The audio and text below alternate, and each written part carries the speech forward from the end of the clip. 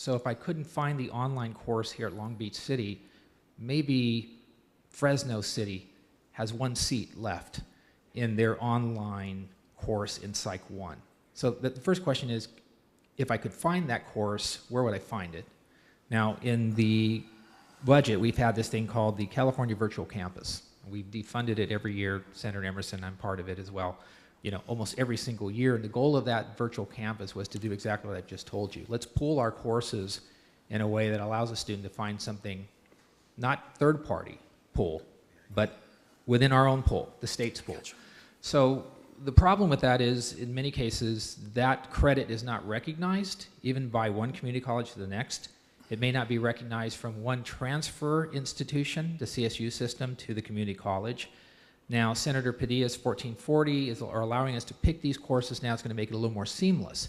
But I think that that is a great place to ask the universities to work on, definitely. So I think they should first and foremost create their own internal pool. Now, here's the other issue. So, yeah. So the next step is, until they do, or until that happens, we still have 400,000 plus students waiting for some course to move through in our system today. So I think what should happen, and at least from our point of view from a foundation, is that if you had a pool, in many cases provider pool, that allowed folks to at least find that recourse until these other types of things really come about, I think then you're going to find some interesting things. At the best outcome of that is, and I know it didn't sound happy to a lot of folks, but I mean, you have a lot of stat or Psych 1 courses out there to choose from. So you never stopped from moving through a path. I mean, whether it's a third-party provider pool, whether it's the virtual campus, maybe it's the community college itself, pulling together their online. I think that's the issue. But I do think the question is, as Sebastian just mentioned, what kind of online is it? If it's the current online that's offered, that might suffice. But if it's the new online that's offered that has peer review and a lot of other types of features, you know, instructor-led, in some cases, you know, self-generate, all those things will matter, and how their cost structures will matter as well.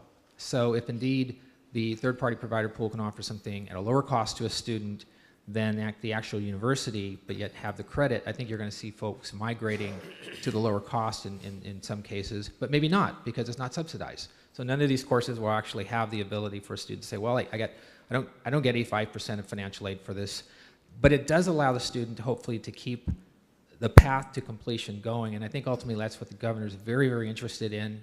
He wouldn't have said 90 units or you pay out-of-state rates if he wasn't figuring out a way to get students through our community colleges quicker and faster. And I think this is going to be one thing that's going to be, you know, debated quite a bit.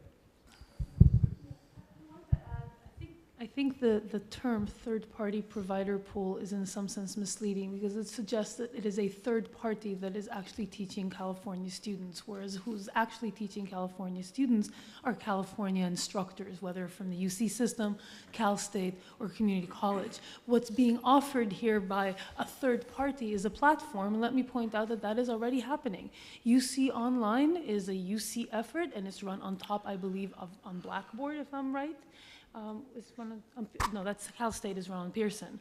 The California Virtual Campus is also run on a third-party platform. So these are third-party platforms that provide technology. They do not provide content. They do not provide education. I think this is partly a misleading aspect of the name. If I just, as an adjunct professor at USC, we provide content through Blackboard. But